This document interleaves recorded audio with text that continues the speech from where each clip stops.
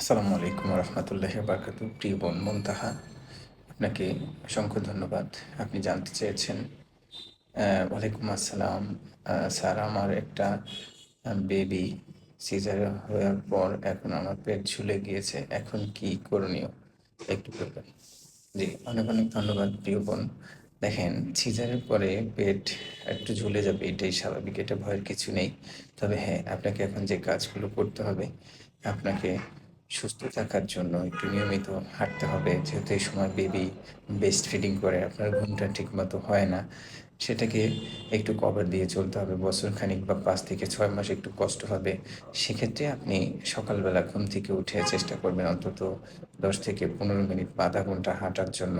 কিছু এক্সারসাইজ যেটা যেমন আপনি বাসায় করতে পারেন, অথবা যেমন ছাদে যেয়ে করতে পারেন। হাঁটাটা আপনার জন্য বেস্ট। তবে খাবার-দাবার তো কম খাওয়া যাবে না। যেহেতু আপনার বেবি যদি ব্রেস্ট ফিডিং করে থাকে, তাহলে আপনাকে ডায়েট চার্ট অনুযায়ী খাবারগুলো খেতে হবে। সেক্ষেত্রে কী হবে যে আপনার ওজনও নিয়ন্ত্রণে থাকবে, প্লাস হচ্ছে যে আপনার বেবিও পুষ্টিকর খাবার পাবে।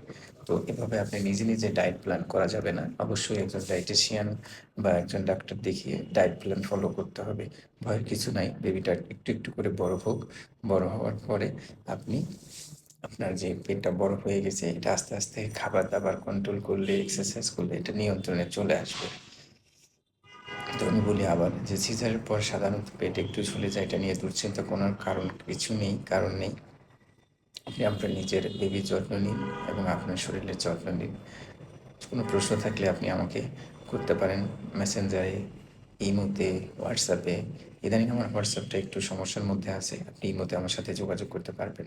যাই হোক, কথায় ভুল ত্রুটি ক্ষমা সুন্দর দৃষ্টিতে দেখবেন। নিয়মিত নামাজ আদায় করবেন। আসসালামু আলাইকুম রহমতুল্লাহি ওয়া বারাকাতুহু।